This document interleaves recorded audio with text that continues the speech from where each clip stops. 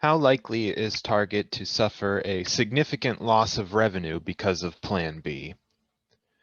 Target likely will lose some revenue, particularly from patients using contraceptives or those who advocate their usage. However, it is unlikely that there will be significant loss for a few reasons. The first, Target is a big box store. It sells many other items beyond medications from the pharmacy.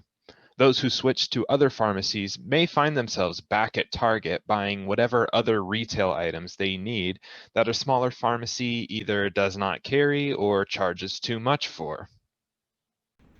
It is still possible to get Plan B from a Target visit due to the conscience policy. Ideally, another pharmacist on duty will be able to fill the request, but worst case, they are required to make a referral to a nearby pharmacy.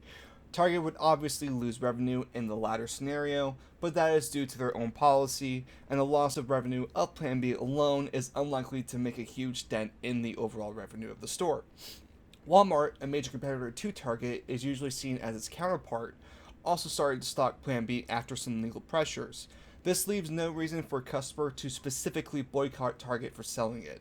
It is possible, though, that someone who normally get Plan B from Target starts buying it at Walmart if it is easier to get it at Walmart, but the revenue loss from this will be unlikely to be significant, as we stated in number 2.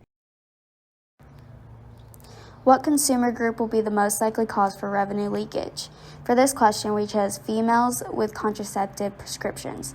The consumer group that is the most likely cause for revenue leakage at Target is the females that are prescribed a Plan B pill or any contraceptive.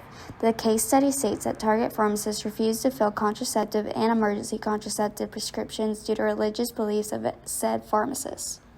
However, with a law in place to protect the pharmacist's rights to do this, the woman is sent away.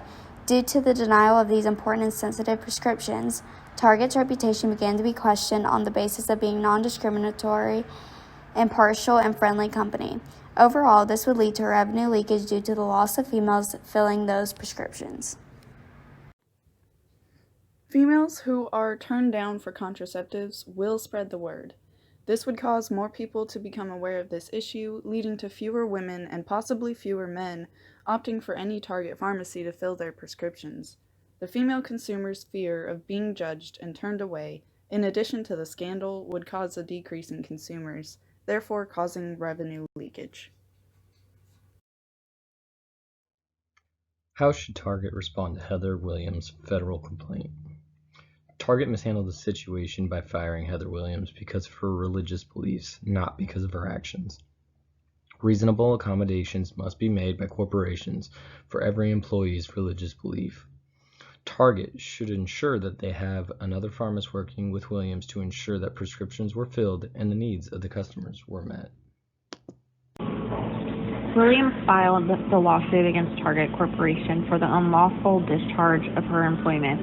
As far as we know, Target did not comply with the 1964 Civil Rights Act to make reasonable accommodations for their employees' religious beliefs. Williams indicated she did not even have the chance to refuse filling the prescription. Plan B prescription was not even in the store. She was terminated due to her beliefs and was completely discriminated against. Target should respond to the complaint and settle with Williams as soon as possible to try to mitigate damages by a drawn-out case. Target will then need to put a NDA clause in the release of all claims to Heather Williams. This will prohibit her from speaking about the company related to her employment or the case.